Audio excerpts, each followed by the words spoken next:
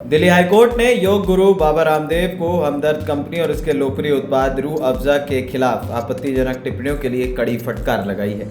Court ने कहा है कि रामदेव की इस बात का कोई बचाव नहीं है।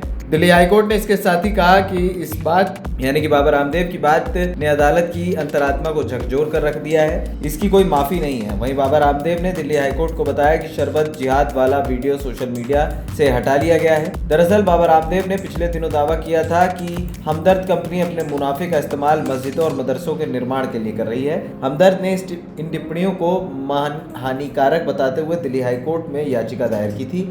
लाइव लॉ की रिपोर्ट की माने तो इस मामले में सीनियर एडवोकेट मुकुल रोहतगी ने हमदर्द की ओर से अपनी दलील रखी।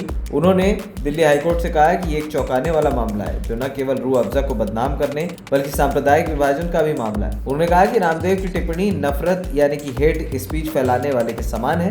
रोहतगी ने कहा कि रामदेव ने अपनी टिप्पणी के जरिए हमदर्द पर धर्म के आधार पर हमला किया और इसे शरबत जिहाद कहा।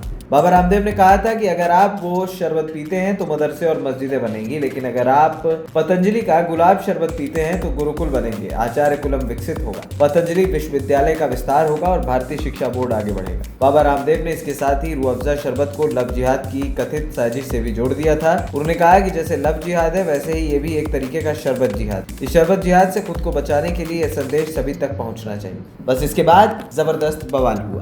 ANP टाइम्स की रिपोर्ट।